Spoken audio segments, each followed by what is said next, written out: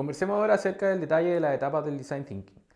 Este tiene 5 grandes etapas que de alguna forma te permiten ir destrabándote y avanzando en estos distintos desafíos que te plantea un proceso de innovación. Y en esta clase vamos a hablar de las distintas etapas que componen este proceso, las 5 etapas, pero también te vamos a mostrar algunas herramientas que te permiten, que son generalmente recomendadas para poder avanzar en estos procesos. Lo práctico del Design Thinking, como mencioné anteriormente, es que cuando busques información en Internet probablemente vas a encontrar decenas de herramientas para cada una de las distintas etapas.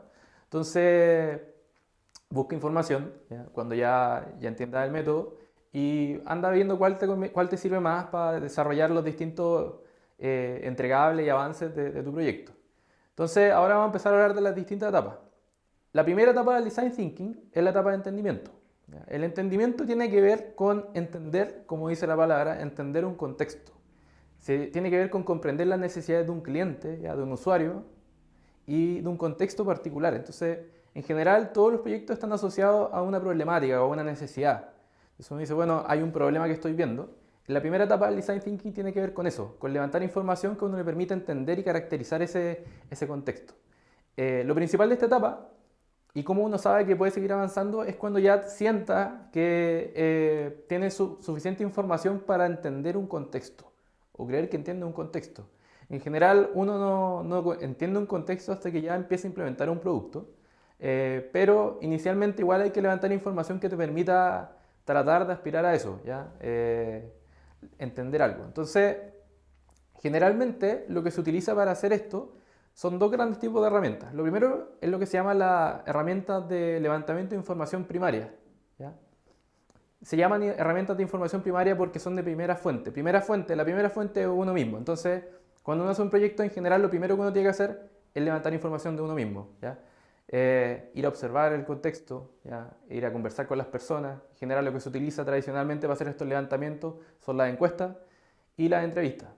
Después, más adelante, cuando conversemos de las distintas herramientas, algunas de las recomendaciones más generales de este proceso es que lo que más sirve en general para levantar información más particular que te permita tener un punto de vista más detallado de un proyecto son las entrevistas, no son mucho las encuestas porque es información como muy binaria, así como sí, no, mucho, poco.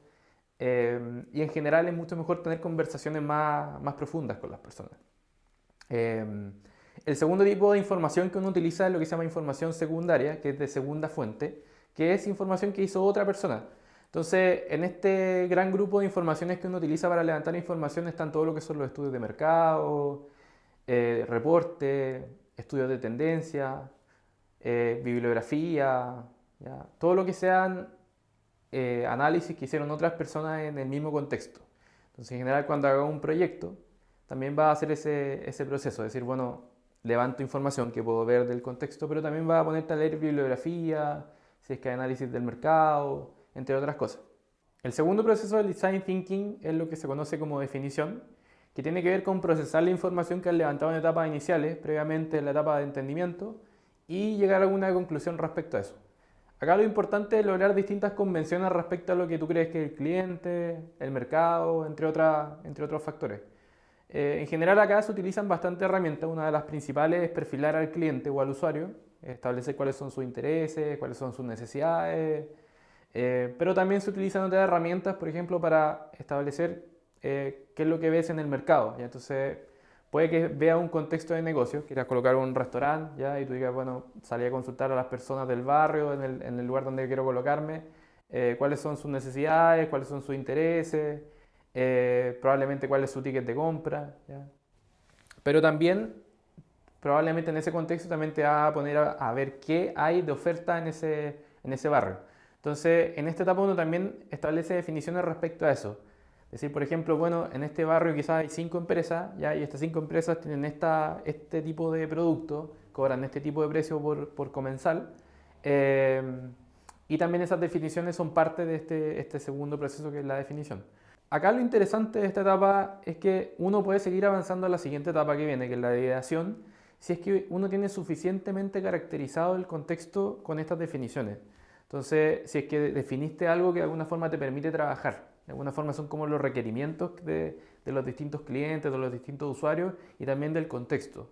Entonces, de alguna forma, lo importante acá es decir, bueno, tenemos información, pero acá hay que lograr algún tipo de conclusión, tratar de caracterizar las cosas.